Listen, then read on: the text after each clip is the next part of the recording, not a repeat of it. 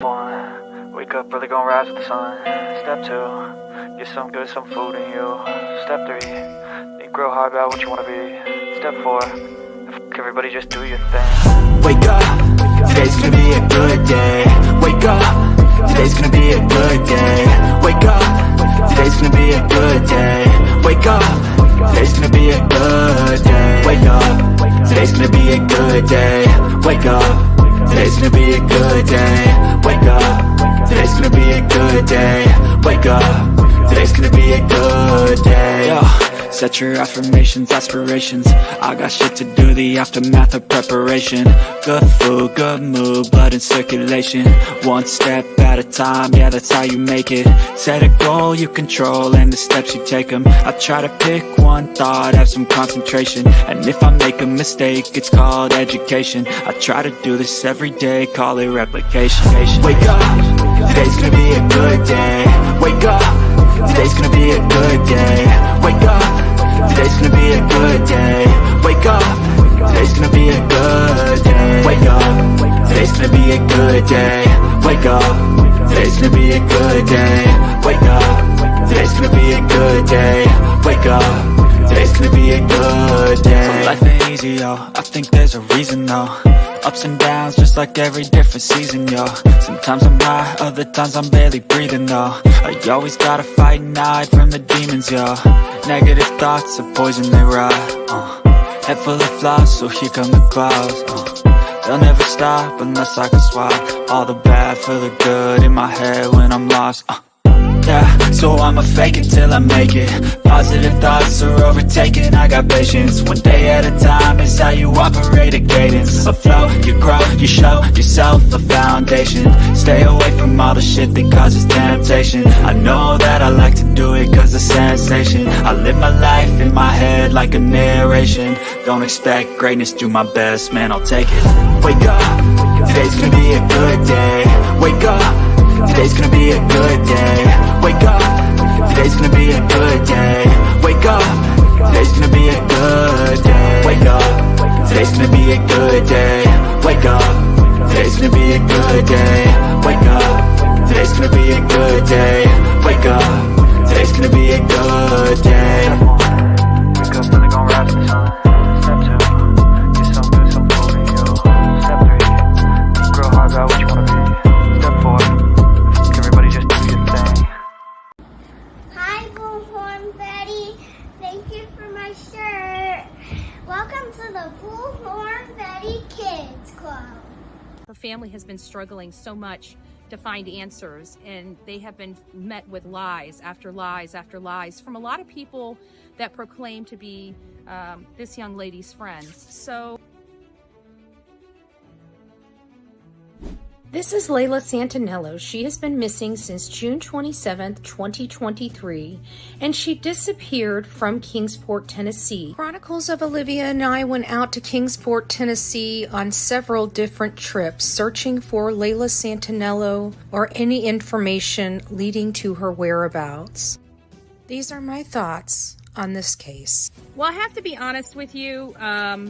I was hoping by now we would have found Layla. So this has been very hard. You know, we want to bring her home. We want to make sure that her family knows what happened to her, I think is really the most important. Her family has been struggling so much to find answers, and they have been met with lies after lies after lies from a lot of people that proclaim to be this young lady's friends. Just like to speak to them just for a moment and just say, if you know something, say something, because her life does matter. For the family members of these people that know what happened to her, it could have been your daughter. It could have been your granddaughter.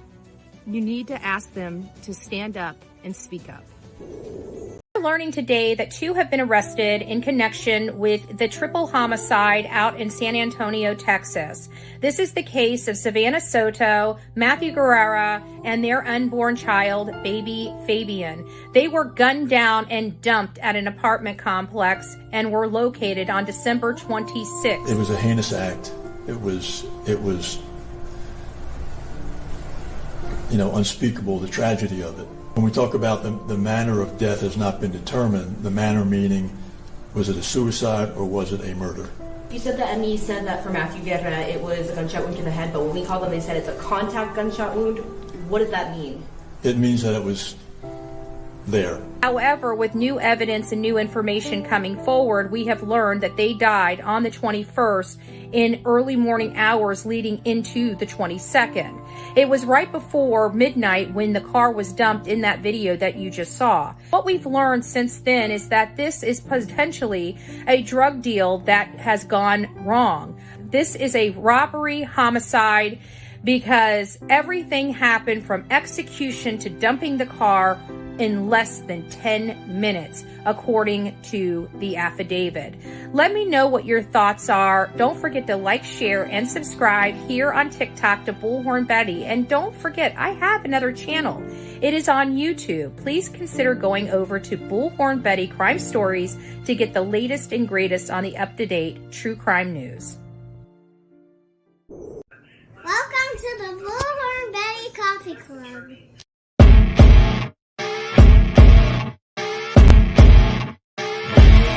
As you wake up in the morning, you want to find the latest, greatest information about criminal cases and have an intuitive conversation about the suspects associated with these cases. Head over to the Bullhorn Betty channel on YouTube.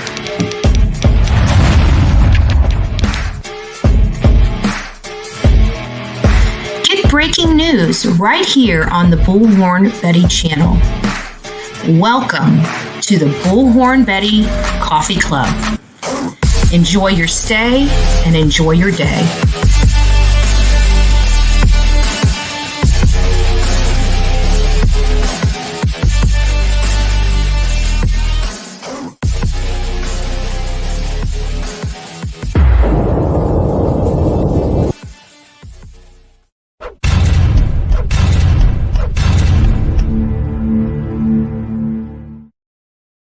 What is up, my beautiful people of YouTube and X? It's great to see you this morning. It's going to be an out-of-the-world experience.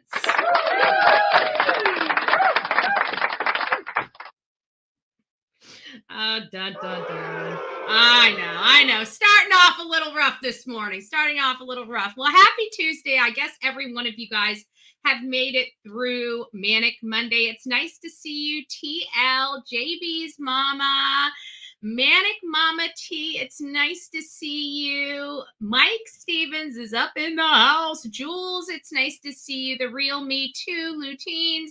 Our beautiful Sonia, Second Thesis. It's nice to see you here. Linda Lou, it's nice to see you. I need to stop. I know it's too early for this. Guidance, it's nice to see you. Angie, good morning to everyone. Southern Grammy Wolf, Net L, it's nice to see you this morning. Who else do we have? Darcy, good morning. Mel C, good morning. We have a lot to go over today, but we're going to be doing it in a very small amount of time. Today is a very busy day for me, so I'm going to shove a bunch of crap down your throat, and then I'm getting out of here. That's about how it's going to go today. In the tea, Apple Bottoms, it's nice to see you. Good morning. Aaron Davis is up in the house, snowing in Chicago. Brr. I keep forgetting how cold it is out there in the wilderness.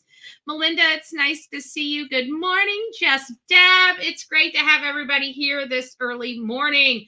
I know I was on Dolly Vision's channel and I was just chatting away. I was getting ready. I was listening. I wasn't really paying attention because I was doing research and there was a few times. Speculation Station, it's nice to see you. And you're like, hey, are you there? And I'm like, yeah, I'm reading chat, because I'm over in chat, over in this and that and the other. And it was about, Turtle Boy. And I feel bad. It's like a piece of me, because I'm so adamant about avocation and having your voice be heard. I'm conflicted with this whole thing because I really feel bad. Like for the people, the followers, the Karen Reed diehards, I want them to know that what they're doing is a beautiful thing. It's a beautiful thing to be out there and advocate and have that emotional charge and actually do something with it. I don't want to knock anybody that's ever putting themselves out there and doing it responsibly and lawfully. I want to make sure that that is just, we are all about activity. We're all about getting involved in your community, and we are all about protesting. If anybody knows anything, I mean, I'm Bullhorn Betty. If that doesn't say how much I honor and respect protesting, I really don't know what does. But I, again, honor and respect protesting. I honor and respect it. There is I don't want it being abused. I honor and respect it. It's our constitutional right. But you have to make sure you're following the law. And anybody that goes out there with me, that's what I tell them. If you ever meet me at a protest, I give you a run of the mill of your do's and don'ts. Don't violate the law. And I just feel like at first, I really felt that Turtle Boy was truly just got caught up in the heat of the moment. That's really what I thought. I turned the other cheek, just like many of you guys did, up until the point where we heard that lady crying on the phone. And then I had just had it. And so when I just had it, I don't just come up here and say something out of my mouth. Now I'm actually doing some research in it, because you've got my attention. Good morning, Crime Stories. It's nice to see you, love. What he did was wrong. And what we're finding out is that this is a pattern of behavior that he's been exhibiting for many years. And I'm sorry. I just think if that it's our responsibility to make sure that our audience is safe out here in the wilderness, and that if something is amiss, that we bring it up. It's not to beat Turtle Boy up, but he's wrong. He is absolutely wrong. He handled himself inappropriately. He handled himself unlawfully. And now he may have jeopardized his freedom because of it. You need to follow the law if you're going to do this kind of work. It's not that hard.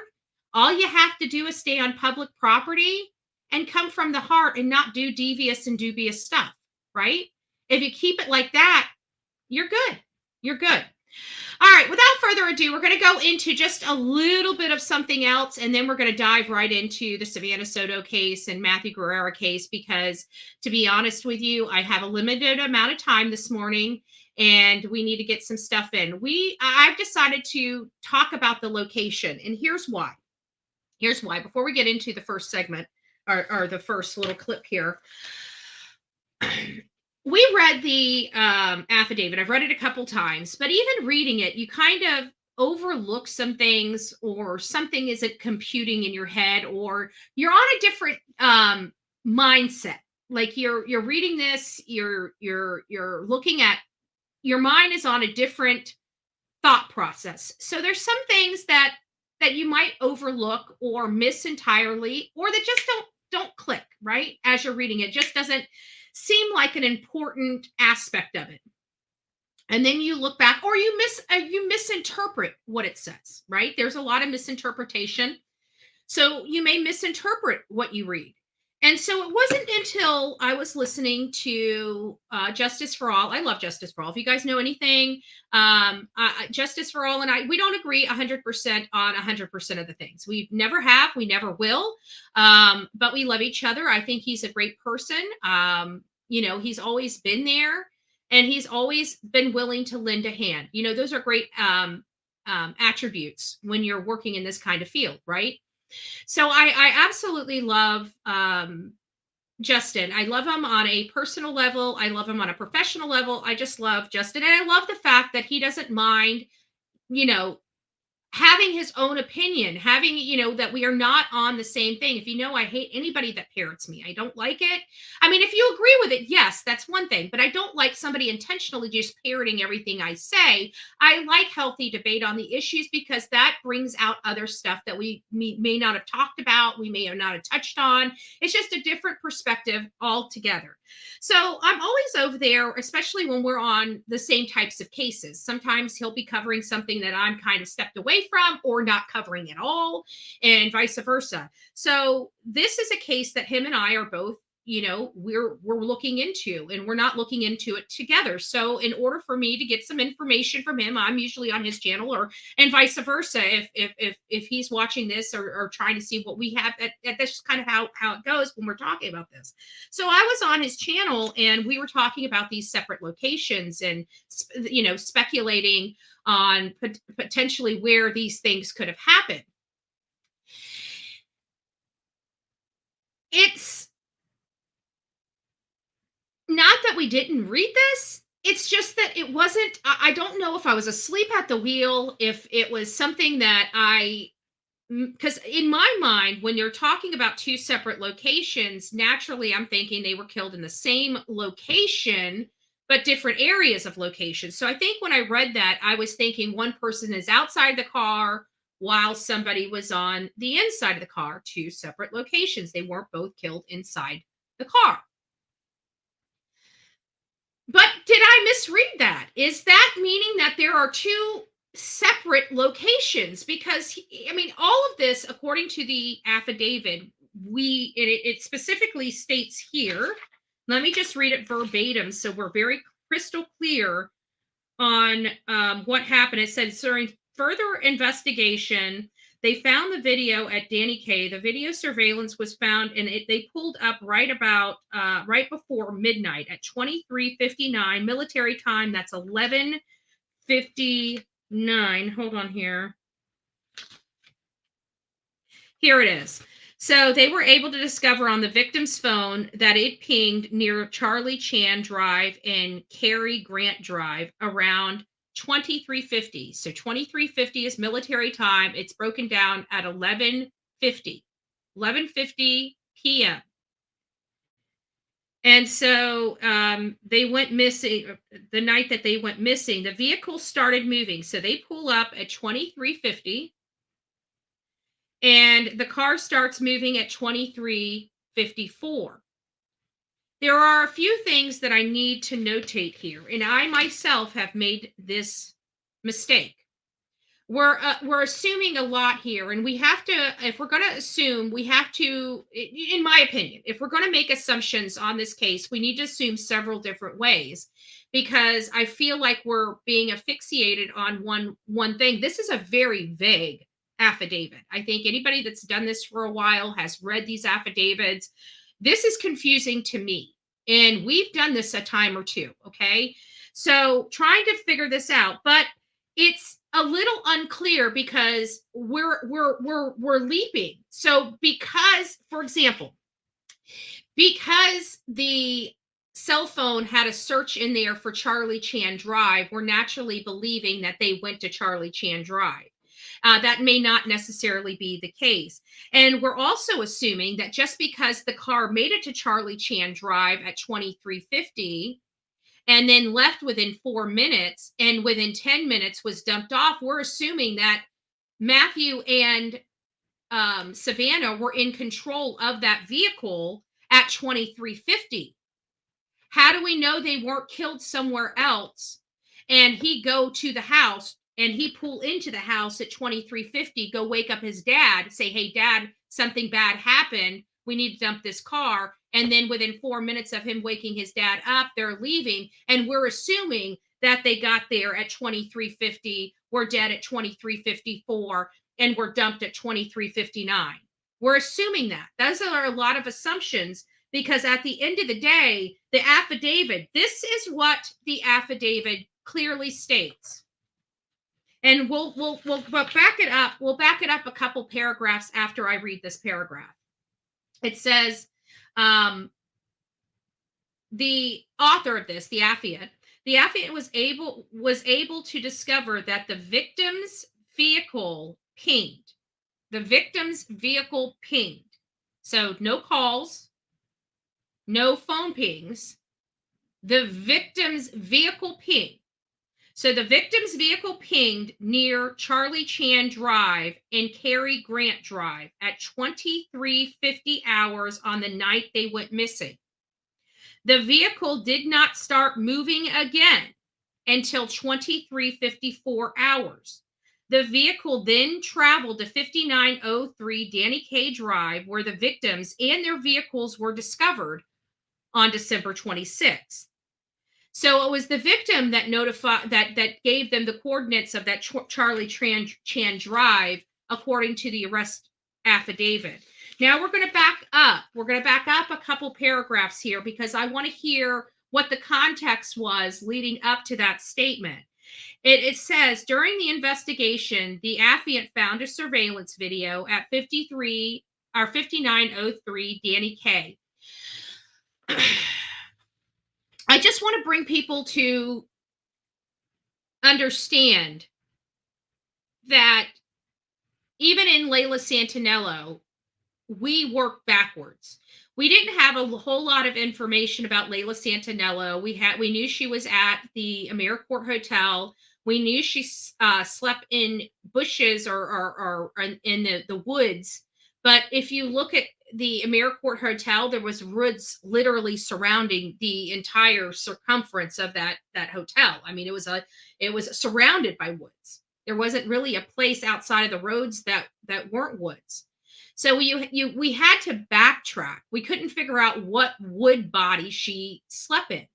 In order for us to figure that out, we had to start at the Marble Slab Creamery, where she was the last person to be seen. And we know she came from the AmeriCorps, and we know she wasn't on a main road to get from the AmeriCorps over to the Marble Slab. So it was like putting together a puzzle. We had to backtrack. We knew we needed to get from here and we needed to get over here. And we needed to find out what was the easiest and simplest path to get from here to here. And that's how we came across the building and the witness that saw her, and the location where she most likely slept in the woods. We were able to find that from backtracking. And the reason why I'm saying this is because I'm noticing when I went up to this particular paragraph, it's going to start at where they found their bodies. And it sounds like work a little further back. And that is the way, because that's the only thing you know is right there. So you have to work from there and move backwards instead of working where they were and moving forward. So I just wanted to explain that a little bit. During further investigation, your affiant found a video surveillance video at 5903 Danny K. The video surveillance found that on December 21st, 2023, around 23:59, a Chevrolet Silverado, it's calling it gray, driving with its lights off from the vehicle recovered at the location. The Silverado pulled up into the middle of the back parking lot and parked the vehicle. The victim's vehicle could be seen approaching the Silverado. The victim's vehicle parked next to the Silverado, and a heavy-set male exited the Silverado, and the driver's side door of the victim's vehicle opened. The heavy-set male approached the driver of the victim's vehicle and appeared to speak to the driver. The heavy-set man then gets a towel from his vehicle, and it appears to wipe down the outside of the victim's door. Where he had touched the vehicle. The driver of the victim's vehicle exited the vehicle for a brief moment and sat back in the driver's seat. The driver did not match the description of the female victim or the male victim. The Hispanic male got back into his vehicle, and the victim's vehicle drove behind the building where the vehicle was found on December 26, 2023. The Silverado followed the victim's vehicle. Approximately 3 minutes later, the Silverado was seen observed leaving from behind the building where the victim's vehicle was found. The victim's vehicle did not leave the location. It was believed that the victims were already deceased in the vehicle at the time the video observed. It is believed the unknown driver and the heavy-set male observed parked the victim's vehicle at the location in an effort to hide the vehicle.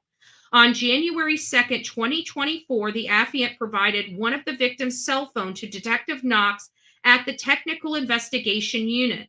On January 3rd, 2024, the affiant received the download from the Detective Knox. Your affiant found that the victim had recently searched of the street of Charlie Chan Drive. Due to the affiant's knowledge of the crime scene area, the affiant was aware of Charlie Chan Drive was a couple blocks away from the affiant's victim's vehicle recovery location.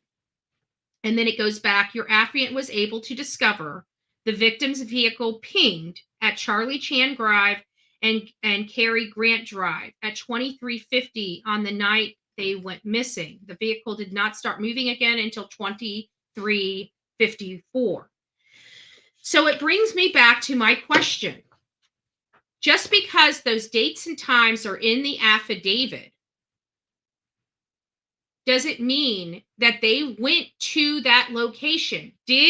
Was Matthew and Savanah alive and in control of their vehicle at 2350? Because the things that are missing out of this affidavit, which did not have to be disclosed, because at the end of the day, it's irrelevant to the arrest affidavit. So they're only going to put the information in this affidavit necessary to affect the arrest. Any and all other information, they're going to withhold.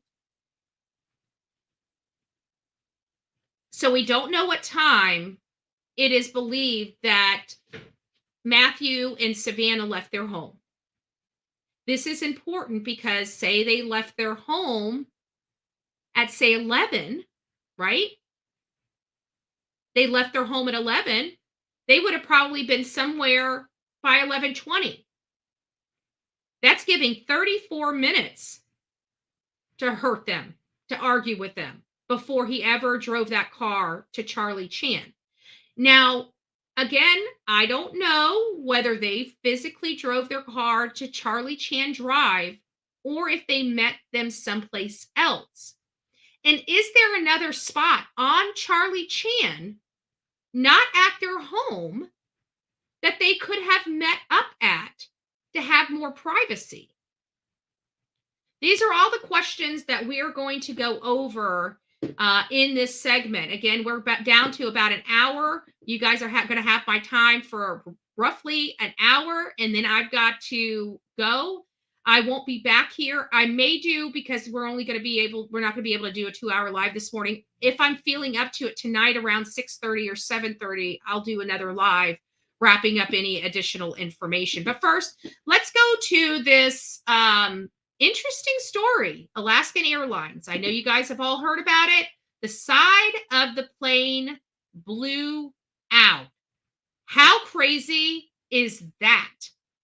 I don't know about you. I fly a lot when I'm going to places. Like, I'm most likely going to have to fly into Idaho. We've been to Utah, Jackson, Wyoming. I've been to Texas. I've been all over the country. I've flown all over the country. We watch movies that basically, if there's a crack in the window, the whole entire side of the plane blows out and everybody flies out the window and the plane is doomed and goes crashing to the earth in a fiery ball, right?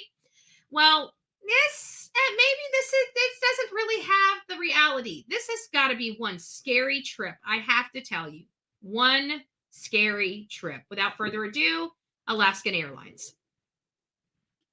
This wasn't even the emergency. The National Transportation Safety Board is calling for change after a 737 MAX 9 lost a door plug while in the air Friday. Chair Jennifer Homendy says its cockpit voice recorder is blank.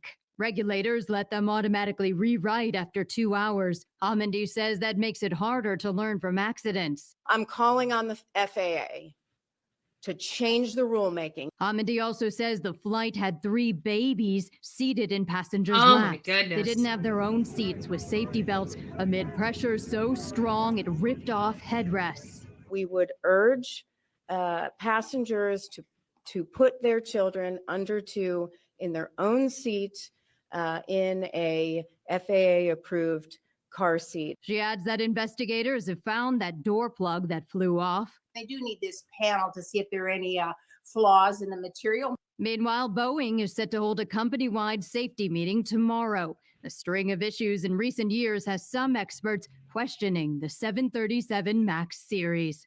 As you get newer and newer planes, you usually have more and more safety.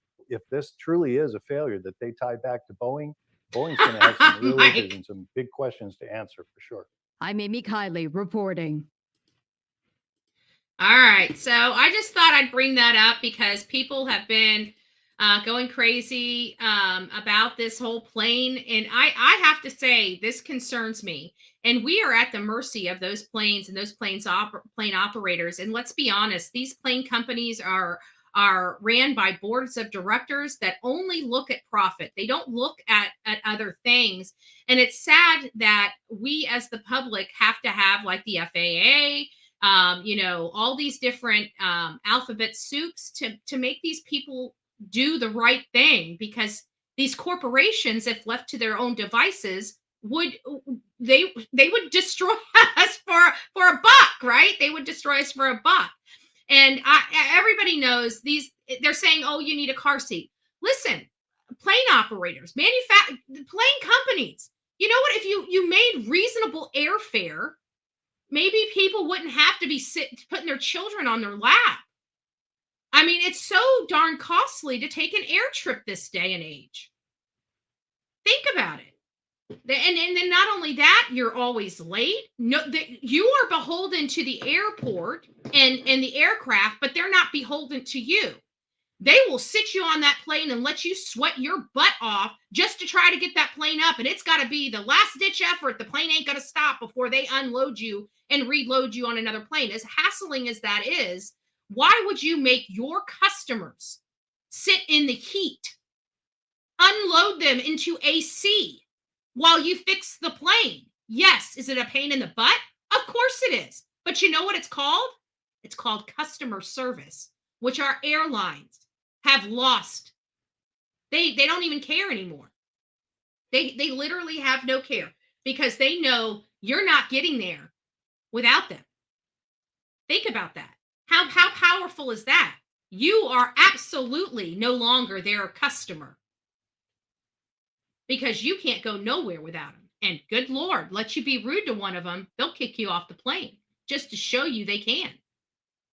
Just to show you they can, whether they're wrong, right, or indifferent. Doesn't matter. There's a lot of work that can be going on here, safety-wise, customer service-wise. The airport industry has to do better, in my opinion. They have to do better. People are not going to be flying with a plane if, for whatever reason, they think they're going to lose their life. I know I'm not. Okay. So quick little update. Brian Koberger. This is something Jennifer Stormos. I don't know. Somebody posted, and I thought it was interesting because I don't think we've seen it. I really don't. Here it is. Brian Koberger in class. Let's see if I can put this up big. There he is. There's the animal right there. Let's do it again. There he is right there. Let's do it again. There he is right there. He even looks stiff. He even looks stiff in this. Let's go back a little bit. He looks like he's trying too hard. Let's see. He just looks goofy. He just looks goofy. He looks like a problem. He doesn't look all there. I don't know. Maybe it's because wishful thinking. And then we'll go over John O'Keefe another day. I don't really have time for that right now. What is this one? Stanley Cup. What is this one about? I pulled this one for something, but now I don't even remember what it's about. So we're just gonna play it. It's something for you, and then we gotta get started. Now, a love triangle ends in a stabbing on the city's west side. Police responded to an apartment on Arbor Ridge around 2 this morning. They found a man stabbed in the midsection. They say it all started when a woman's boyfriend showed up to his girlfriend's house, only to find her ex-boyfriend there. The two men started arguing in the parking lot, and police say the ex-boyfriend then stabbed. Okay, I don't know why I grabbed that. That has nothing to do with what I was coming here to play for you. So we'll get on with this. I will tell you, this is a good article, a good clip from the family. The one thing I read, and it breaks my heart, but it seems like the families are working together. What breaks my heart the most is it does sound like that Matthew and Savanah are going to be buried separately. But it sounds like this is from what I don't remember reading this anywhere, but I remember hearing this, that it sounds like they're going to have the baby. It sounds like Matthew's going to be buried first or have his funeral first, whether he's cremated or whatever. I don't know how the family's handling that. But it sounds to me like Matthew's going to have his service first, and he's going to be able to have his baby with him at that service. So I hear. I don't know how true that is. And then the baby will be transported to have his final resting place with his mother. It's heartbreaking that Matthew and Savanah won't be buried together with their child. But it sounds like at least the families are working together. And I guess that's really all we can be very thankful for. And I'm just going to ask everybody, I know we have 200 people watching this morning, say a prayer for these families. You know, we don't have to agree with their lifestyle. We don't have to agree with anything. We don't have to literally agree with anything, but we can be good people and understand that this is a horrible situation and that these families are in grief. Many of us, thank God, don't know anything about, but they are in grief and we need to uplift them. You know, there's a lot of negativity because of the way these kids live their life. You know, you show me an 18 and a 21-year-old that's living a perfect life. Okay. You know, I don't care. You show me one that is. This is happening every day across this country. And if you're appalled with one, you need to be appalled with all. So these are the ones that lost their life, and that baby had the worst of it. And the bottom line is we can show some compassion, whether we agree or disagree. We can still be human beings and show compassion. And this family, absolutely, without a doubt, this entire family, their friends, everybody needs compassion. And instead of pointing the fingers and acting like we're holier than thou, maybe we need to be doing things like words of encouragement, words of uplifting. You know, instead of condemning this family, maybe give them some suggestions, some love, you know, a hand out, a hand up rather, telling them that we're here for you, that we may not agree with the lifestyle, but we can understand the pain. And as humans, we care. And I think that that's what the family needs more than anything, is just to know that the world cares, because at the end of the day, we do. We're angry, a little boy lost his life, and that's enough to make us angry. But you tell me one 18-year-old that's living life perfectly. You tell me what 18-year-old is not risking their life over dumb stuff. I'd like you to start listing them. Because the 18-somethings that I know all do stupid stuff, just like you have done, just like I have done. We were just the lucky ones that it didn't catch up with us like this. So before you start casting that first stone at that glass house, just saying. Just saying. I try to be fair, I really do. I trust me, I'm angry too. Of all people, I love children. I don't want any child being hurt, ever. I will go to the ends of the earth when it comes to children. I can guarantee that. Love music gear, but hate the price? When you buy used and like new music gear on Reverb, you can save an average of 30%. First at 10, a father and son arrested in the deaths of a pregnant teen and her boyfriend. These are brand new mugshots of 19-year-old Christopher Preciado and 53-year-old Ramon Preciado. Police believe that Christopher shot and killed Savanah Soto and Matthew Guerra just before midnight on December 21st. Ramon is accused of helping his son hide the couple's bodies. And it's sad. It's sad because you know what? At the end of the day, you got to think of it like this. These families didn't even know. Even when they reported them missing for the first time, they were already gone. That's chilling to me. Just how quickly life can change in a split second.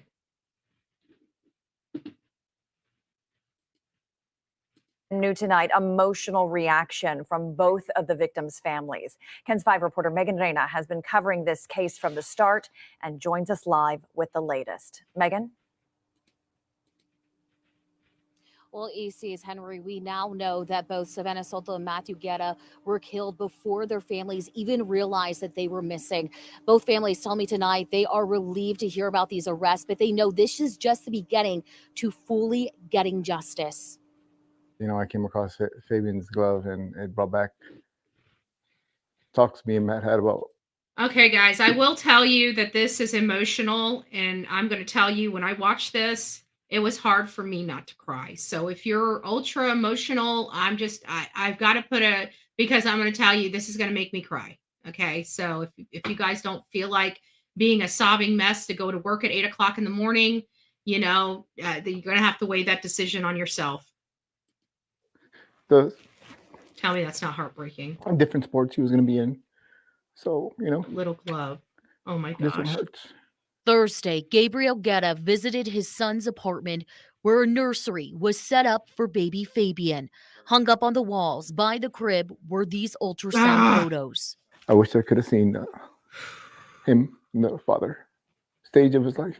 Instead, both families are finalizing funeral plans. Nothing's gonna, fix the heartaches that we're having to deal with. Both families watched online Wednesday night as 19-year-old Christopher Preciado and his father, 53-year-old Ramon Preciado. I gotta tell you, the one thing that irritated, that just it unnerved me so bad was when this man right here, Raymond, when he sat there and said fake news. I'm just like, you know what? You know where you were. You know what you did. And to sit up here and scream fake news, not remorse, not I'm sorry, not, like this was these were human beings, but more importantly, it was an innocent baby. And you're going to be up there screaming fake news? You have got to be kidding me. Like, you are on camera, dude. Fake news. Poor baby. Were taken away in handcuffs. In these arrest affidavits, it states investigators used Savannah's cell phone and surveillance video to track these two down and bring them in for questioning.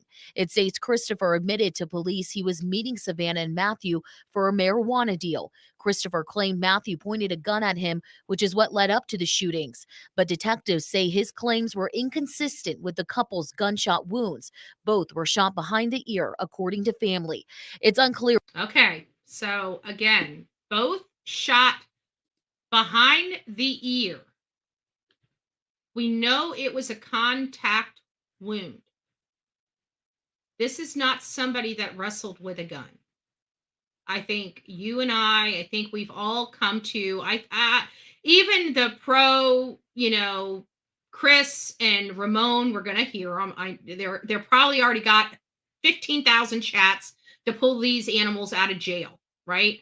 Because they didn't do it. Good Lord. I mean, the girl in the video was a girl, right? It wasn't a dude with long hair with a big old fat father.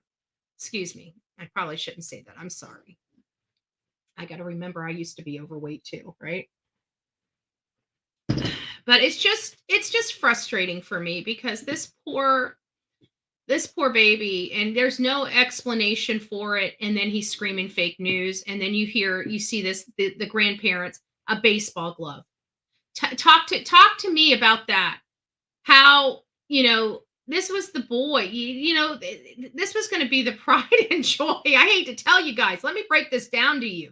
This little boy, baby Fabian, was about to be the ruler of the roost. This child was about to be crowned King Fabian. I mean, just to put it in perspective of how these families felt about this baby. I mean, Grandpa already has his first baseball glove. Tell me that ain't some love. Already dreaming about playing catch with your grandchild. I mean, I can't quite put those feelings into words. I mean, it's just emotional. It is just so emotional. Where the shootings took place, but his father, Ramon, is accused of driving to the Med Center apartment complex to help his son hide the bodies. They're all gone over marijuana. You know what I mean? Like, Savanah's older brother, Jordan Corona, says it's almost unbearable to go through this pain again. Just last year, his brother, Ethan Soto, was murdered. It was a never-ending love for her son. It was a never-ending love that she had, and you know, it would have been a beautiful thing to be able to watch. But you know, the thing that I tell myself is that my little brother needed them more, and she needed my little brother more. Aw. I gotta be honest with you. Seeing him in this much pain, it breaks my heart. It breaks my heart. These are young people, and you know, to think, and just like he said, to think that 3 people are dead over marijuana. Remember that low level drug that doesn't kill anybody, that's harmless, right? That's harmless. How about the vapes? The vapes killed his little brother. Who would ever think vapes or a vape would cost somebody their life?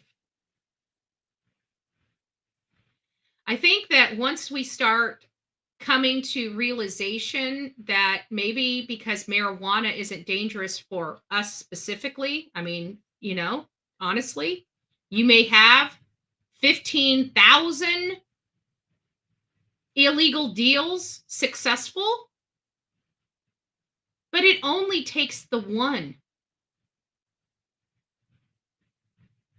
It only takes the one time. You can be sitting there and have 1 million successful transactions, but it only takes one to clean your clock. Just one. They met the one.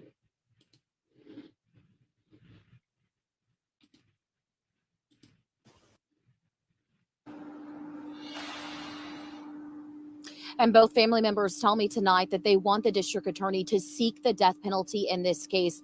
The district attorney did release a statement today saying that it's just too soon to say if his office will do so. But he did say that Christopher could face an additional charge of capital murder for the death of baby Fabian. And both Christopher and his father were made here in the Bexar County Jail tonight. Reporting live, Megan Reyna, KINS 5.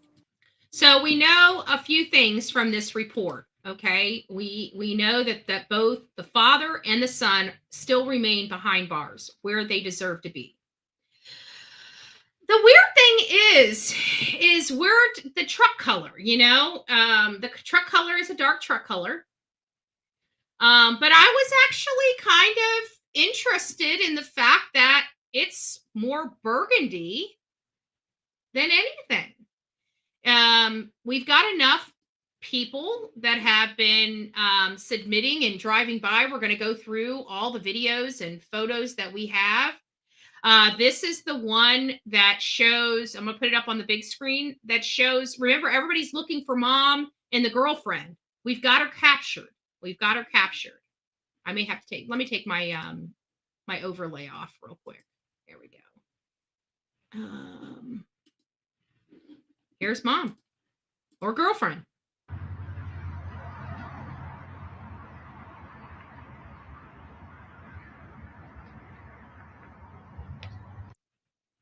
We haven't seen anybody really in, you know, this house. So I went back and started looking. This is the car before they put, you know, baby killer on it. And you can see the heavy police presence. It is my belief that this was the day that they went and detained Christopher and his father. So we're just going to go through some of the videos, and then we're going to look at the maps and see if we can determine what location did this happen at their house. Again, we're going to have a timing issue because we don't know how long Savanah and Matthew were with Chris before they died. We have no information on how long this tour take. We only have the time that their car pulled up at this house at Charlie Chan, but there's no guarantee that they were operating that vehicle when it pulled up into this driveway at, you know, 10 minutes before the car was dumped. They could have already been dead.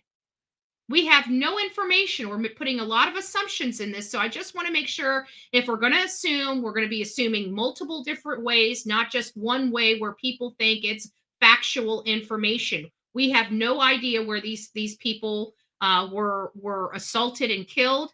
According to the probable cause affidavit, they specifically state different locations in this. Does that mean outside the car, inside the car, or specifically a different address altogether? Were there two separate addresses that that Savanah and Matthew were executed at?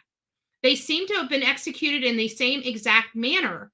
Was one of them under his control longer than the other? Those are questions I now have.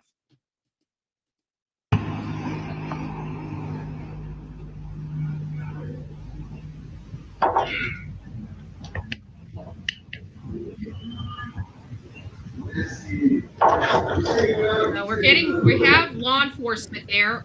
And one thing that we heard from the neighbors, which was a little odd, is that they never taped up this house, even when they took, because they did execute a search warrant on this property. But according to the neighbors, they never put crime scene tape around this house. But they did come out with a lot of evidence, or what could be perceived as evidence.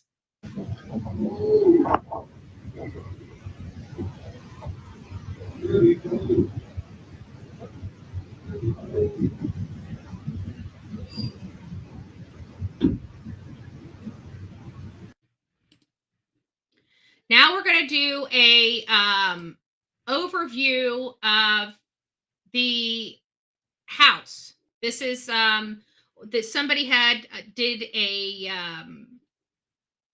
what are those things called? The drones. So here, so now you can see. Let me turn this music off real quick. And you can see they have almost like a cantina behind their house. That's what they call it when they drive by, is a cantina, but it's like a bar or something right back here. But this is a like an area. We don't know what type of area, but it's an area.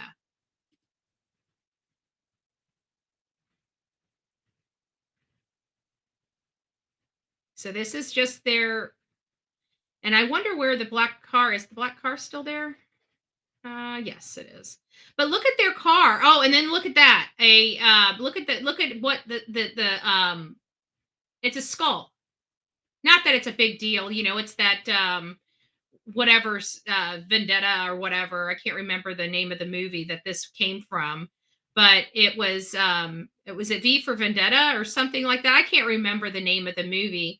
But as you see, this was a dark color Chevy Silverado, but not gray, not black, but a dark burgundy.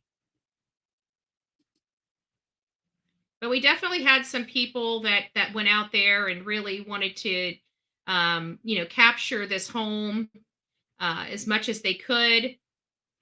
And we've got a few drive-bys, and then we're going to get into location stuff, and then that should wrap up our V for Vendetta. I think that's the name of it. Yeah. And there's somebody there. Oh, this is when they are putting out the memorial at the stop sign.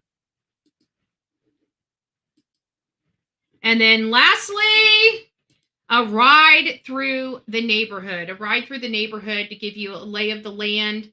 I thought this was an interesting view. And you can see their house right. Wait, I think it's down at the end. There it is, right there. There's the house.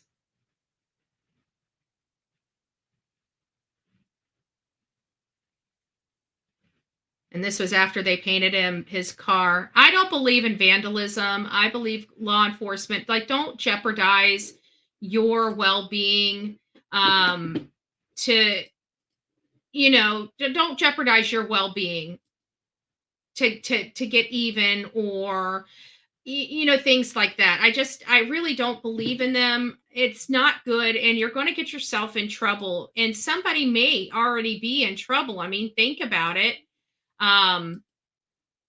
You don't know what kind of cameras are there. I mean, we see people being able to videotape outside of their house. They're not in a rural area. There's people all over the place, and I'm pretty sure somebody has that captured of who did that to their vehicle. And lastly, I'm just going to go ahead and put this video back up. I think I'm gonna go to TikTok. I like my TikTok video. I'm probably gonna get hit by the music, but that's okay. I'll get it out. But I like my TikTok video on this one because I added some context before I went right into, because we were just talking about the case. So, and we found out on our live that Matthew's phone is actually with law enforcement. Law enforcement has Matthew's phone. Everybody's been saying that law enforcement doesn't have Matthew's phone. They did acknowledge having Matthew's phone literally only one time and one time only. And I believe that was by design. I mean, he is a known drug dealer that was getting weight moved into his community. I'm pretty sure law enforcement is going to utilize his phone to find out how they're able to get these drugs into their community, because let's face it, it is the drugs that just now killed 2 people and an unborn baby. I mean, that's the way if I was law enforcement, I would be looking at this. So with that being said, let me go ahead and put this up. I like this one. I have to be honest, I like this one better. Okay, I do. I like this one better. I like the music. I just like it better. Savanah Soto. I have some breaking news in the Savanah Soto case. Some breaking news in the Savanah Soto case. Savanah Soto was a pregnant 18-year-old mom-to-be, and she was reported missing on December 23rd. I have some breaking news. Every time I touch it changes it. Oh my God. Soto I'm gonna was leave a it be. pregnant 18-year-old mom-to-be, and she was reported missing on December 23rd. We also learned that her boyfriend, Matthew Guerra, was also missing at the time of her disappearance. Due to an altercation, many people thought he was responsible for her disappearance. He soon found out that to be different. Christopher and Ramon Preciado were arrested in connection with the death of baby Fabian. Okay, we're done. I can't seem to get this thing right. It keeps pausing it. I don't know what to do. So that's it. That's all I want to show you. So now we're going to get into the property area, the location. You guys get the gist of it. We found the phone. The phone's not missing at all. The phone is actually with law enforcement. I think there is a true reason for that. So this is Charlie Chan Drive, and they are at 57. Actually, let me get Google Earth up here. I think Google Earth is always so much better. Hold on a second. I don't know why I didn't put it up first. MapQuest is okay. You know what I'm saying? It's all. It's aight. It's aight. Let me get the, and then we'll go. Just had Google Earth up, and then I accidentally hit the exit button. There we go. Get Google Earth up, yeah. So now we're going to give it just a second to boot up.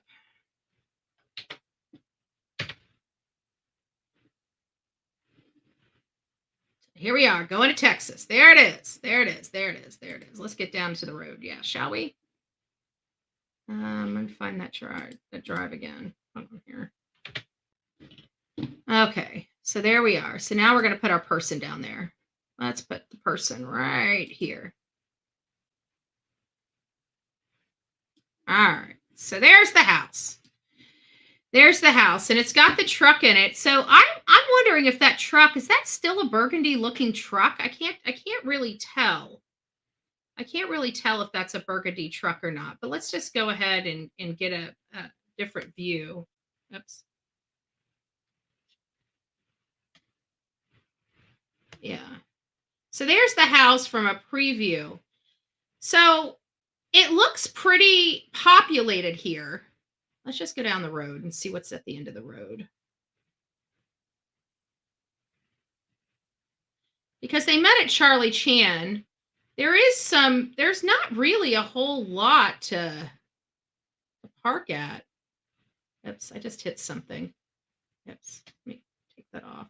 show your location. I don't want to show my location. Let me move this. I hit a button by accident.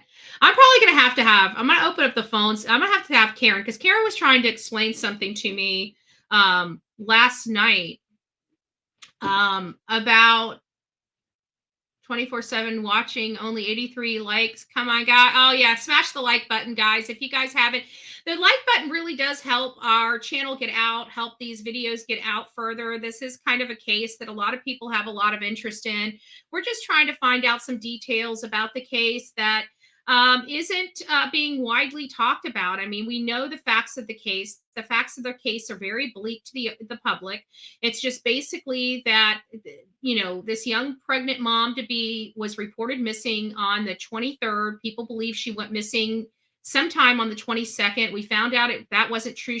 They went missing on the 21st. There's a lot of hurt feelings between the families, because I think there at the beginning, they thought maybe Matthew was involved with her disappearance. Then come to find out he was right next to her. And it was this crazy 19-year-old kid that executed them, and his father helped them dump the body.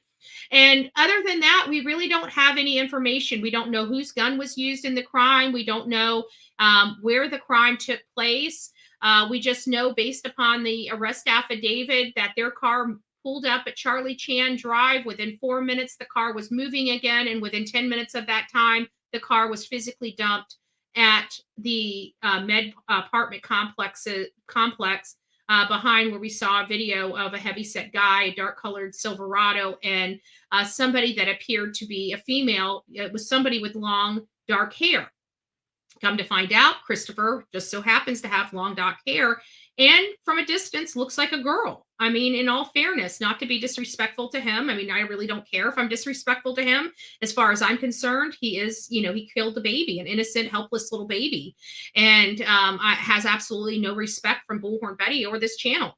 So I really don't care about that. But the bottom line is we are literally going, like, everything that we're talking about, that all these channels are talking about, is really conjecture and opinion. It's in perspective.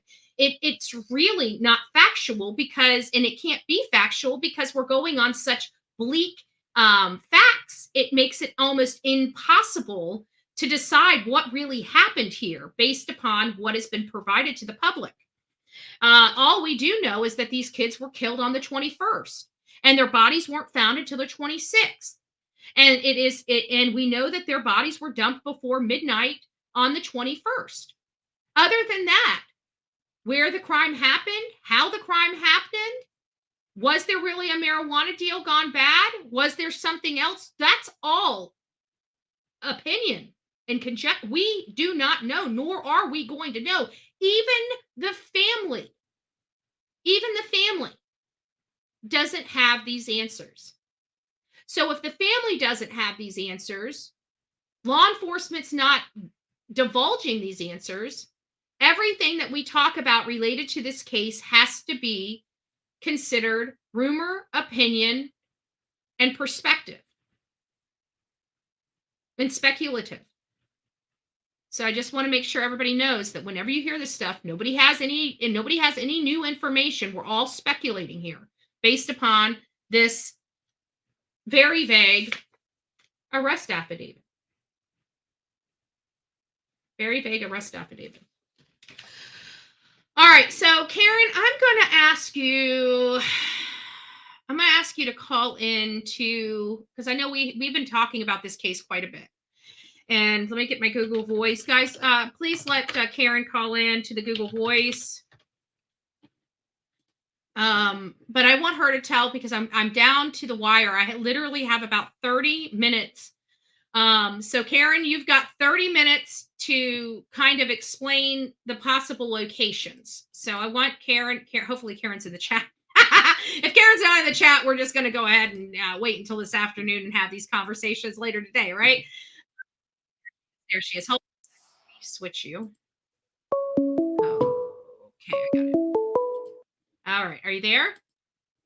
I'm here. Okay, perfect. Let me make sure everybody can hear you. Yeah, it looks like everybody can hear you. All right, so you've got the floor. I know we were talking about some stuff, and I can't show the map with you on the phone, because then I can't show two screens at once.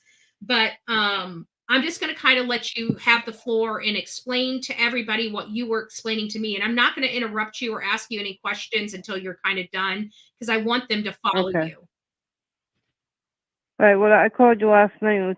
I had wanted to run some things by you, and what I've been thinking is I don't believe that they were unalived at that house. Just for the fact that the way the father pulled up in that truck kind of looked like frantic to me. And I believe why would they be cleaning up at that scene when they could have done it right at their home? You know, it was done there, and then just took off, dumped the car, and left. So I don't believe that. I do believe he was probably not unalived in that car, according to what they're saying. But I just find it kind of odd. Like, I mean, I don't believe it would have gotten out and got into Chris's vehicle because how did he get him on the right side if it was really actually on the right side, like they first said? Mm-hmm. So, and then like I told you, I was really upset because this all happened like within 9 minutes. Under 9 minutes, we don't know how long Savanah and Matthew could have survived. It could have been minutes, even 5 minutes, whatever. Mm-hmm. And I believe that baby could have possibly been saved if they would have just reached out for help. If it was an accident like they said, which I don't believe that. The evidence doesn't show that. Mm-hmm. So I'm thinking that they, I'm not sure if you've heard, like, I haven't looked into it since I talked to you, but I don't remember the police. I don't know if they, when they got Savannah's phone, I know they got the text going back and forth, and I guess his name came up and the location of the street location. Do you know? Well, I know you want to wait till I'm done. I'm not sure if they found there was an address, or they just looked up the kid and found out the address with the house number on that street and went Mhm. there.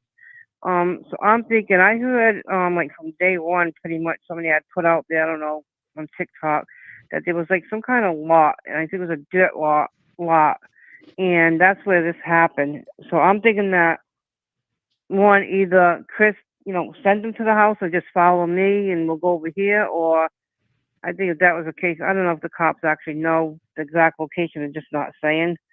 But I have a funny feeling. I just don't believe it was done at that house because I think he would, the father would have heard something. He would have ran into the house.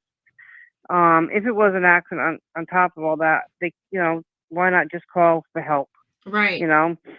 And the way he said Savannah got hit accidentally, that's impossible because there would have been bullet wounds coming out of that car. They said There both would of have been, them there would have been, had a contact wound with a yes, shot behind the ear for both of them. yeah. That's an Didn't you hear the execution. right ear in the beginning? Wasn't it even just I don't want to stated? say right or left because even the recent news allegations haven't been discerning between right or left. Oh, okay. Because I thought the chief had said that. I know when he demonstrated, he had the right, but I'm almost positive, 100% positive, he did say the right. So I'm not 100% sure on that because if that's the case, I mean, he'd have to be to the left of Matthew. So I'm thinking maybe got out of the car and right off the bat he just had put that right to him. This was planned. This was Yeah, but you set know up and what? planned, in It my comes opinion. back to kind of taking your analysis that that this did not happen at their house. So when we read in this affidavit that the car pulled up at that Charlie Chan Drive, they could have already been dead at 2350 when that car pulled up at that location, don't you think? If they were killed at separate locations. They Right. couldn't have been killed Now, are they there. saying that they definitely did pull up at that house, that Yeah, it address? says right here, your affiant was able to discover that the victim's vehicle pinged near Charlie Chan Drive and Cary Grant Drive around 2350 on the night they went missing. The vehicle did not start moving again until 2354. That's only 4 minutes. So if they were at Right. that Charlie Chan address in Cary Grant, which is that crossroad right there that shows their home, that's their home at 2350. So one of two things happened. They were either killed at that home or they were already dead when that car pulled up at 2350. Those are the only two possibilities in my mind. Yeah, that's true. I just found it weird. I explained that to you. I think if they would have been killed at that home, they would have had that place roped off. I mean, they really didn't have crime scene tape around that house. They would have had that whole thing taped off, looking for evidence, and I never saw it.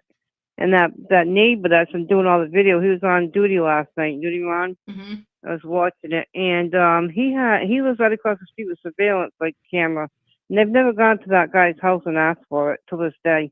I find that kind of strange, that they Well, wouldn't in seek that out. situations like that, you would hope that if he knows law enforcement is not coming to him, that hopefully he reaches out to them and turns the He footage did, over. yeah, he did. He hasn't heard back yet. Oh, he That will was hear kind of back. strange. He will not. No. No, they will not. They will not hear.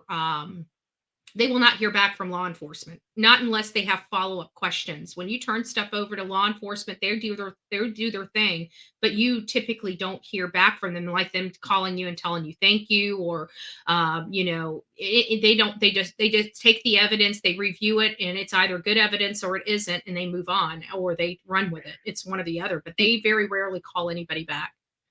Yeah, they haven't even gone and gotten it off him. He's called to tell me he has surveillance. Oh, then he just needs to video. send it to him. Find an email to the detective and just forward it over. Yeah, I think that's what they told him. Because if you would have, called me, I would have made sure that happened. Mm-hmm. But I'm hoping they're not, messing this case up, because he also has on video when they picked up the truck, took the truck away. Mm-hmm. It was the truck driver with no boots or nothing on that got into the truck and drove that up on the Yeah, well, his truck tow truck had himself. a whole lot of evidence in it, and even with the Yeah. fingerprints and stuff, they'll eliminate that. They'll be looking more for microscopic Yeah. transfer, Right. And it's just I don't know. I just don't have the feeling that they were unalived yet. I think they would be, and they're stating it had to have been out of the car. They only found first they said casings in the beginning. Now they're putting it down to one. So if there's only one, then you know what I mean. And that's what made got, me believe when they said they were killed at separate locations. Why it made me believe that maybe Matthew was killed outside the car and she was killed inside the car, making those two separate locations. But other people are interpreting as it being physical locations, like one address and then another address. Right.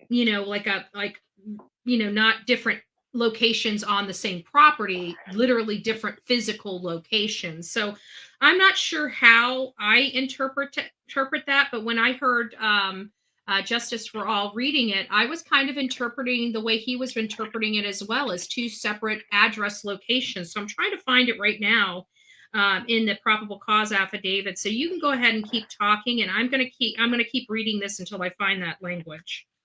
Yeah. Like I said, I'm kind of. They just said it was blood smear on one of the doors on the passenger side of the car, and so I'm thinking he, it happened so quick. I'm thinking him to get him the back of the head, the way the chief was, showing it. He would have had to have gotten out of the car, and he would have had to put the gun right to his head quickly.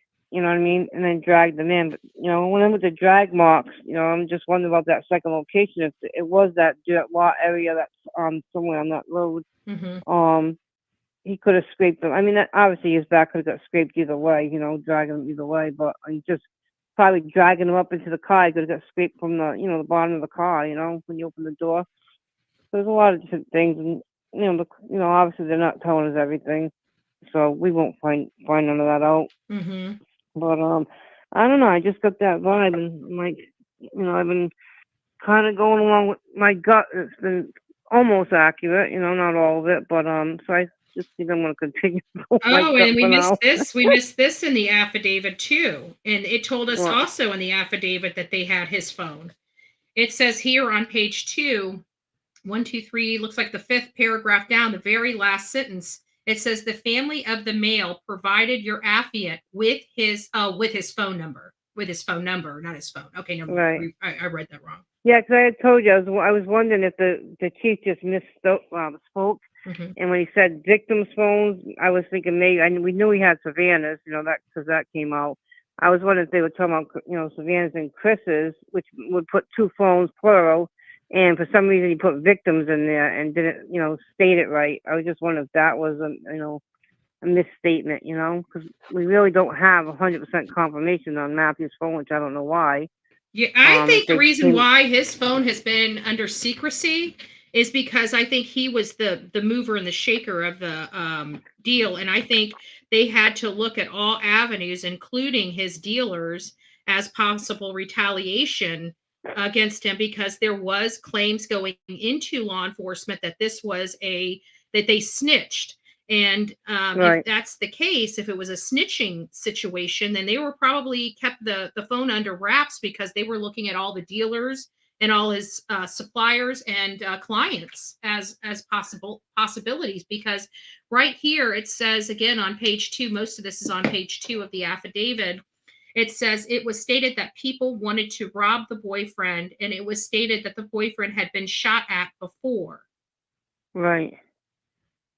So he was very careful. He was just, Matthew was very street smart. He was been at this for a long time, Mm-hmm. and he was very street smart. He never, according to his family, he never went anywhere without a weapon. And so I'm wondering whose weapon that is. You know what I mean? Yeah. I still think that Chris had to have had a weapon. I don't believe he fought that with Okay, him. well, let's look at this. Let's look at this from both angles. Let's say that Matthew did have his weapon with him, and Right. this is Matthew's weapon that truly did kill Savannah as well as Matthew. How did Right. Christopher get a hold of that gun? Well, that's what I'm saying. To get a hold of that would have been a bit of a struggle, and then to get him with a contact wound, that's like when you overpower someone to be able to get someone in that position, it wouldn't have been a But we're clear not you're shot you're like already that. passing the question though, because it's What was how the would question? he get possession of that gun? We need to look at all possibilities. Was he in the back seat of the Right. car and reached over and just grabbed it out of his waistband? How did Matthew hold his gun? How did he carry his gun? Where was his gun typically located in that vehicle when he carried it? Was it just in the center console? Was it sitting in his lap? How would Christopher be able to get possession of that handgun to fire it at either one of them? We need to look at that. Right. Well, I did see in a lot of the pictures he had it in the right where the shifter was, in the console, with pictures with that the weapon and money. Now, whether that's just a picture that he posted, and that's not how he carried it, I don't know. But I would mean, have I to think that's know, probably how he carries it then. And that would make yeah, sense because if anybody knew him, knew if he carried it like that, he knew all he would need to do was slide in the middle of the back seat and just reach over and grab it. Boom, boom. yeah, but don't you think that's a big risk It's a big to take risk, that but chance? obviously Chris was willing to take it. I mean, we do Yeah, have 2 dead people, one heavily pregnant. right. Yeah, it's just I'll have to go over the affidavit too and break it down a little more, but that's just a feeling I'm getting. I don't know. I always said from day one that when the truck showed up that he was after the fact. I mean, just the way he was dressed alone. I mean, I don't think you're gonna go and hit some, unalive Well, somebody we dressed in definitely know. the way he did. This is the part I think we definitely know that the car that Savannah and Matthew were in went to his Right, home. It did right, drive to his home, whether they were killed there or whether he just ran inside to wake his dad up to help him uh, dump right. these. It doesn't. Either way, that car made it to that home. That car went to that house. I wasn't 100% sure if they actually had the address and that they actually went there. So, They don't, but you know, there's only 2 addresses on that corner. There's only 2 addresses at because it said it showed up at where's the Charlie Chan? I think it's I believe the father's business wasn't too far from the home neither. yeah, but it says the I, affiant was able to discover from the vehicles pinged near Charlie Chan Drive and Cary Grant Drive, and there are a corner lot right on Charlie Chan and Cary Grant. right, So that car had to have gone to their house. right. I think if he would have been shot outside that house, everything being done so fast and it being so late at night, I can't. Well, I mean, it could possibly. I don't know how smart Chris is, but I would think they would found another casing outside the car at that location. Whether they have or not, I'm not saying. I don't know. I don't see Yeah, why no, they that I wouldn't. don't think they're going to tell us where the other casing is. I know they found the other crime Right. scene if they put that in here because I did find that area of this affidavit where it indicates the second location. And again, this is up for interpretation. Is this physically meaning location inside car versus outside car, or one property versus another? You know, location could have a different definition to whomever is authoring this. So this is what it says verbatim, though. It says when the search Right. warrant arrived at the location, a search of the vehicle was conducted. The search found spent shell casing in the vehicle. It said casing, or not plural, Okay. just one singular Right. casing in the vehicle. However, there was no weapon recovered in the vehicle. There was apparent blood transfer on the outside of the vehicle that was not consistent with the boyfriend causing the harm to the female. Both female and male had gunshot wounds to the head. The male also had apparent drag marks on his back. It is believed that the female and male were killed at different location and the vehicle was driven to the recovered location.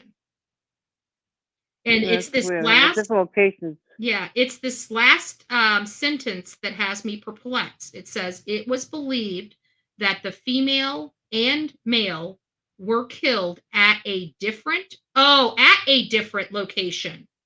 And then the Yeah. So vehicle, one could be I think inside and one people are could be outside the misinterpreting car. that because it's saying that Right. they were killed at a different location, not both man and female were killed at separate locations, but that the killing Yes. took place at a different location and then the vehicle was physically driven to the recovered location. That would make Which sense, and could. that puts it back at possibly them being unalived at this property or somewhere near the vicinity of Christopher's home. Right. So that could just mean one inside and one outside, right? No, it doesn't Of the even mean car. that. It just basically means No. that the car, where they were murdered at, is a different location than where the car was dumped at. Oh, okay. All right. Yeah. Because Makes this is sense. what it says. It said it was believed that the female and male were killed at a different location, not locations, plural, at a Right. different location, and the vehicle was driven to the recovered location. So those were the Right. two separate locations, the death location and the dump location, not two separate Right. Yeah. locations where they were unalived. Yeah. Right. That makes sense. That's what I'm believing. Yeah. Okay, so that at least because I was questioning that and when Justice read that to me, I'm like, oh, there was two separate locations, and now I reread it in context, and now I do see, yes, the car was in a different location. The dump location is definitely not where they were unalived at. I think that was well established early on. Yeah. That's that I believe. Yeah, that makes sense.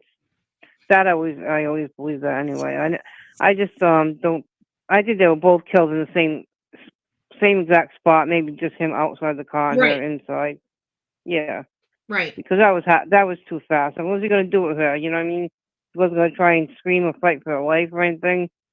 You know, she would have done something, I'm sure. Because I always believe. I know you thought the opposite, but I always believed that he was done first because he was the threat.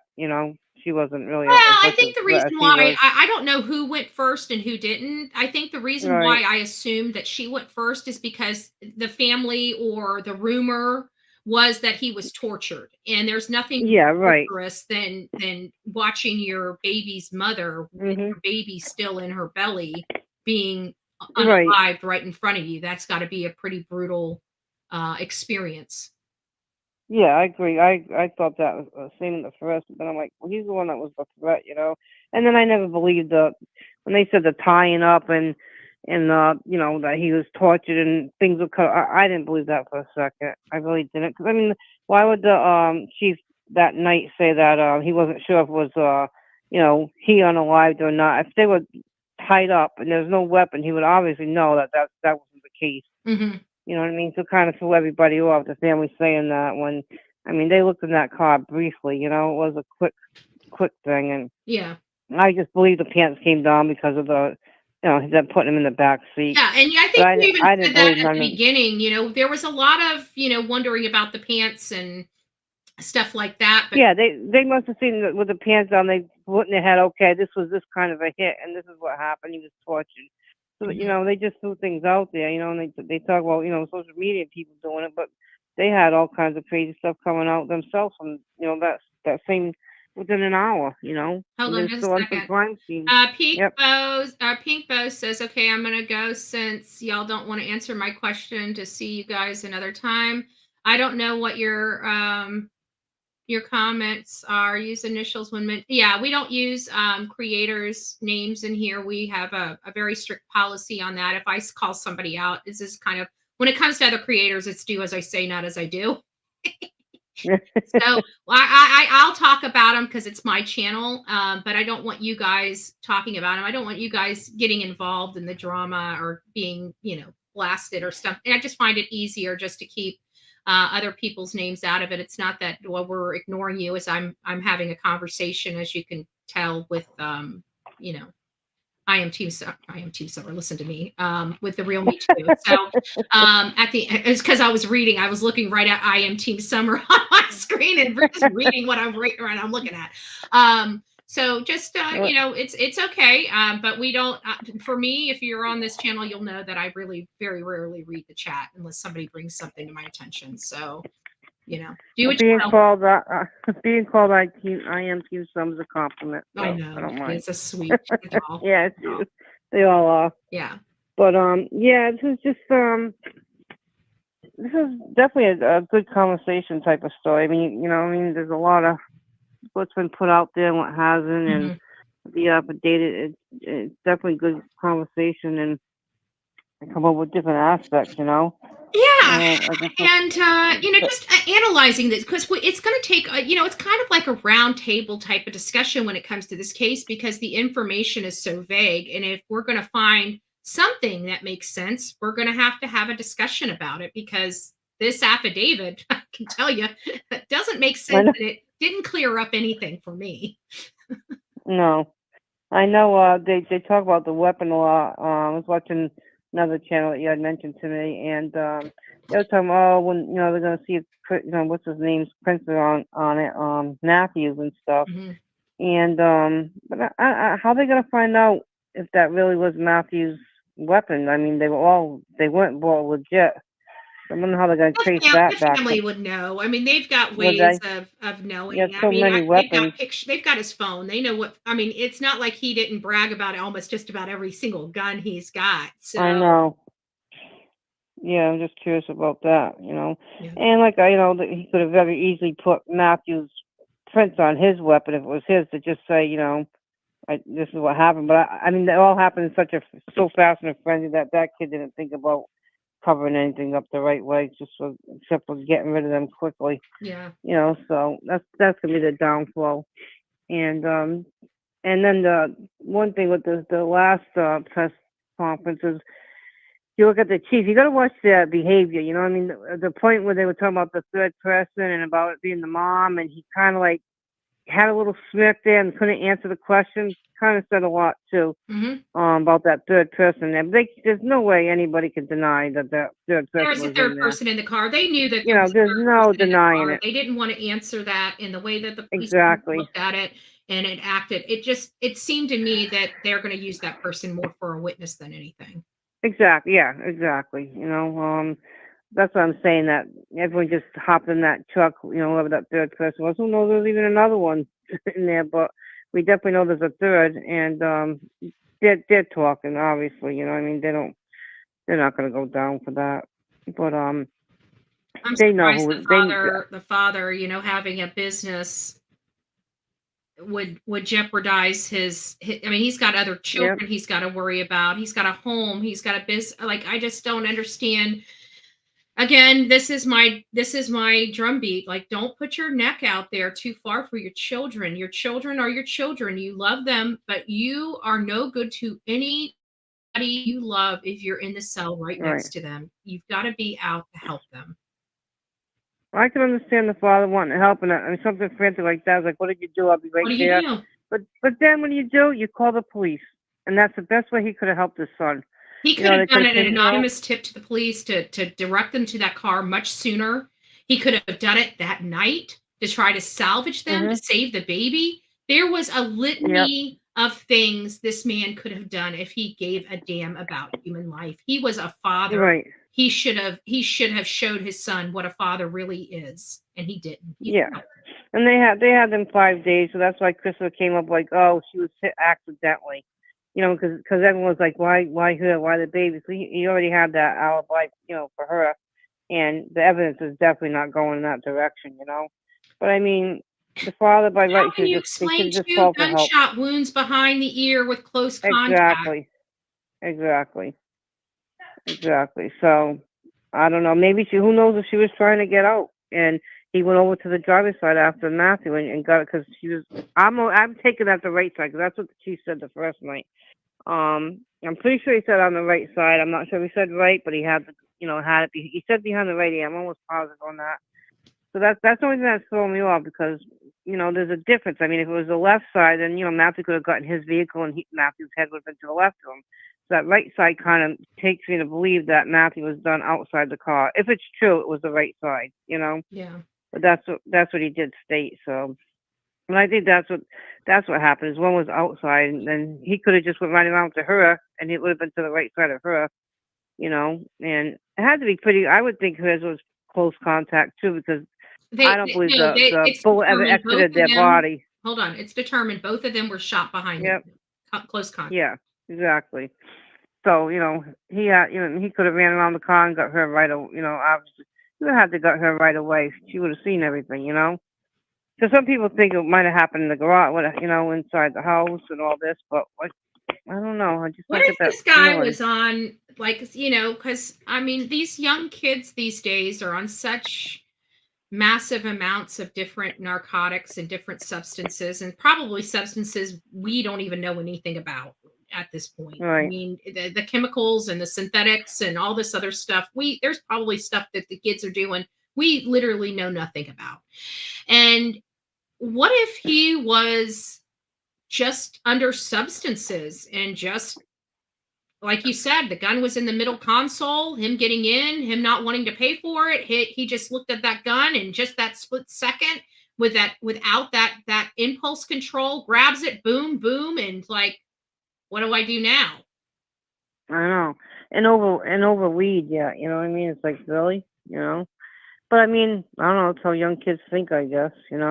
I'm just wondering if money. There had to be money somewhere. One or the other had money on them. So where's the money? Obviously, if you kill them, you didn't pay Where's them. the money? Where's If the you robbed drugs? them, Where's the where's money? the Drugs money? and the gun. Yeah. They found the weapon. Who's to say they didn't find it? And they're only giving so much out. I don't know. But yeah, who's to say? And if It's money just and guns and the drugs are missing from that vehicle, why is it there a burglary or robbery or some type of theft charge for Chris as well? right. Well, they say more charges will be coming. I believe there's definitely going to be more charges coming. But they had the 5 days. They celebrated Christmas. They posted about Christmas. The mother, whether it's the girlfriend, I guess it's he's not. They're saying he's not married to the girlfriend. Some people are saying that his mother's passed away. So Yeah, it's all 100%. speculative. We don't. I mean, even when you said it, you just said 5 different things. We don't know. We don't know. But they had them 5 days. You know what I mean? To think of what to say, and I think that's why heat was on because it was a pregnant girl, and and they knew that was going to be the biggest hurdle. So that's why he had to come up with it was an accident. That's how I got her. Let me ask you this. Boogie's in the chat and says that Boogie believes it's more than one person. Chris didn't act alone. What say you? I believe he acted alone. I kind of think he did. I mean, she obviously could be right. That's crossed my mind many times. But I think they would have some kind of some kind of evidence, or they would have talked. I think the father, if son went down for this, or somebody else, I think the father would have related that, don't you? Yeah. Well, Like, let me hey, ask this you wasn't this. my son; it was somebody else that did it. My son was just with them. Let me ask you this. in most of our young people and say our mass shootings that we hear about almost on a regular now, that used to not be, but most of those young 20 somethings notify one of their friends or families about what they did or what they're about to do, or they just notify them to turn on the news or something like that. Do you think Chris, either before or after these killings, notified one of his friends or family other than his father and confessed to them? Well, don't you think they would see that on his phone? But no, we don't know what evidence they have. That's why I'm asking. Oh, yeah, possibly. But I think a lot of them shooters too kind of going with the idea that they're not coming out alive, or most of them go in there and they unalive themselves afterwards too. You know what I mean? Well, And I know. That's why I was asking. Do you they think want somebody else has knowledge of this? Yeah, they want the notoriety, the fame of it too. A lot of these mass shootings, they like that. They like the fame and that comes along with it. But it could possibly, but I just don't find. I don't believe there was another person. No, I'm not asking about another person. I'm asking, do you think somebody that he told somebody other than his father, either before he carried this act out or after he carried this act out? There's a possibility. He just seems like a very, if you look at Matthew was just so out there, you know what I mean, and just social, laid everything out. He seems like laid back. I mean, if you look at his expression, he's got nothing. He's just like, He reminds looks me like of a Milani, basement. you know what I mean? Just a cold, flat, expression on his face. The father had more of like you got a little bit of a reaction on the father's face. He was just blank. The same thing on his graduation thing. If you look at the way he acted and his expression, just so arrogant, and he just has that blank stare, like no emotion. You know what they say, the eyes say it all? It doesn't. If you look at him, there was nothing. There was no. I didn't get any bit of remorse. Yeah, there's something about these murderers. Once they kill, their eyes are dead. They take their own soul in the act.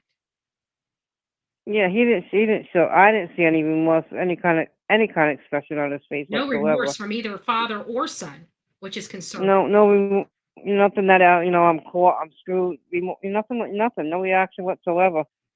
But I mean, I believe, I don't think they're gonna get away with this. Oh, they didn't get I away think with it. They've got the rights, I think. And I know you don't totally believe on the double digits for the father, but I believe throw the book at him. I'm sorry. I mean that was Yeah, something. they're gonna throw the book. They're gonna throw the book at the father now more so than anything because I don't think the second charge is what did it in. So he must have done something that pissed law enforcement off, and I think it has to do with the fact that how dare you be a father and leave a pregnant mom just to perish for days. And if I was the father, don't you think you'd be petrified that somebody would have come and unalived your son? I mean, the brother had already stated one way or another, if the police didn't get him, they were going to get justice their way. And I believe that would have happened. I'm still worried that someone else isn't going to get hurt in this case. Just because of the way everything's going, people talking and bad mouthing them and stuff like that. They don't deal with that kind of stuff very well. The brother's been very vocal about everything. Everybody there seems to have impulse control issues. Yeah. They don't know how to check he was showing all his hands and his knuckles. I guess somebody was talking about Matthew. I had 3 guys, and I guess he fought with them, and he was showing his hands the other night. So violence isn't the answer. Violence is what got us in this position to begin with. And you'd think the father would have been petrified, like, hey, if I don't turn my son in, someone's going to come get him. You know what I mean? I don't know how the heck he could sleep with him in the house. Yeah, and then still have Christmas and, post that thing from the company and the mother going on there and liking it, knowing what had happened. Well, listen, Karen, I'm going to have you have your final thoughts. We're past 9 a.m. and I got to run. All right, well, I'll come up with new things, and we'll be chatting all the time on this case, so I'll keep looking into things, and we'll talk. All right, honey. Well, have a great day, and All love right. you. God bless. Love you, too. Bye, love. Bye-bye. All right, there we go. So that's really all we have time for today. We're looking at locations. Like I said, there's been some dispute about, whether or not Matthew and Savanah were killed at separate locations, or if this affidavit is basically saying they're killed in one location and their car was dumped at another location, which is the way I'm reading it. Either way, it appears that we're still unsure because we don't know what time Matthew and Savanah left their home. We don't know how long the drive is from. Well, we can look it up what the drive would be to Charlie Chan, but we don't know that to be the location they were. This is so vague. They don't put specificity in here. Like, this is the location we believe they lost their life at. The gun that was recovered is believed to be Matthew Guerra's, or is believed to be Christopher's. All these questions that really help us figure out the truth about what happened are all missing from this case. We are literally stuck with opinion, speculation, and conjecture. The only facts that we have for this case is the fact that these young kids were killed on the 21st, leading into the late evening and into the early morning of the 22nd. These kids were already gone. They were reported missing on the 23rd. We know that it was reported that Savanah was missing, and then it was later learned that Matthew was also missing. There was some things that were going around about Matthew's background with Savanah, which led a lot of people to kind of look down on Matthew. But Matthew was right there with her. No matter how these kids lived their life, they were executed over we don't know what. Because the person that executed him is the only one that really has the information. And I have to be honest with you, I don't trust him to be truthful because he's already lied. So we will never know. We have to beg and pray that God gives these investigators and these detectives what they need to complete their job, to do their job, to find out what truly happened to Savanah and Matthew. Either way, the location of where they could have lost their life, nobody knows. It's not stated in here where they lost their life. It's only stated a location where their car was, where their car pinged at. That doesn't mean that they were alive when the car pinged. It doesn't mean that they were unalive when that car pinged. It doesn't mean that they were in control of their car at the time that ping happened. It doesn't mean that they weren't in control. See how these things go back and forth? It is a double-edged sword because we do not have the true facts to make these determinations. So what I'm trying to do with this show is show you all of the possibilities so you can find out which one fits your speculative or your theory better. But we're not going to say one way or another because we just don't have enough facts to support one way or another. For example, Karen does not believe that these kids were killed at their home. I do. Karen didn't believe that these kids were abducted from their apartment. I did. So there's a lot of things that we just don't have the facts to support, but we have a lot of speculation, a lot of conjecture, and a lot of theories here that we're just putting out. So I figured if we put out these theories, everybody can see what the possibilities are and make a decision for themselves in lack of facts. As we're getting facts, we're going to make sure that we inform everybody. I think once the grand jury is done with their job, I think this is going to open up. We're going to get a lot more clarity. I think we just need to be patient for a little bit longer. I wish we had a direction to go on because it surely would help drive so we're not misinforming people. But I think the best information we can give people in a situation like this is be cautious of everything you hear. Because there's limited facts in this case, and most of everything you're going to hear from this point forward until more facts are provided to the public and the courts is going to be conjecture. And I want you guys to take it as that. Don't think that this stuff that you're going to be hearing over the next few weeks to the next few months is factual until we get more factual information in. Okay? So don't be calling law enforcement and say, hey, I heard this on so-and-so's channel. channel, but this is true. Okay, we don't know. We just don't know. Okay, so just be cognizant of that.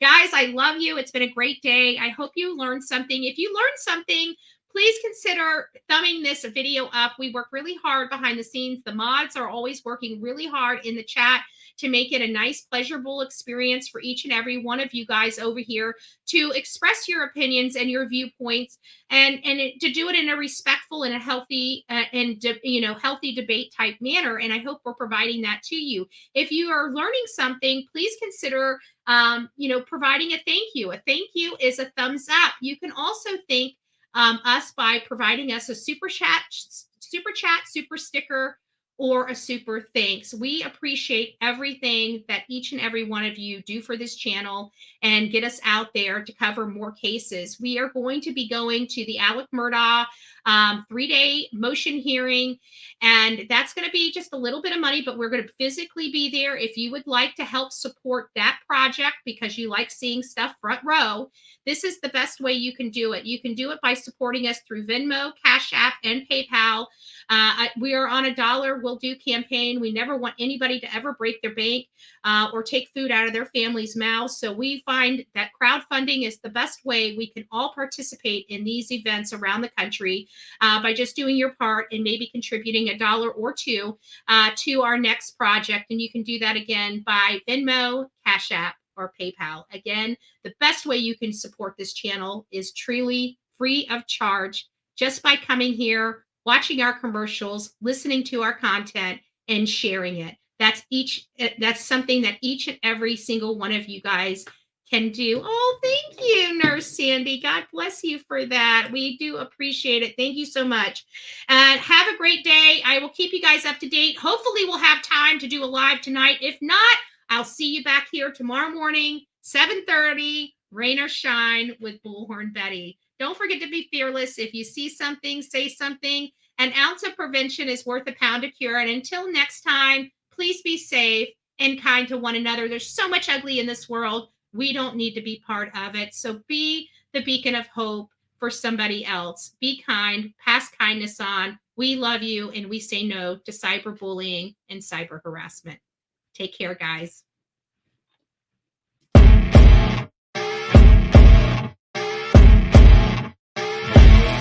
As you wake up in the morning, you want to find the latest, greatest information about criminal cases and have an intuitive conversation about the suspects associated with these cases. Head over to the Bullhorn Betty channel on YouTube.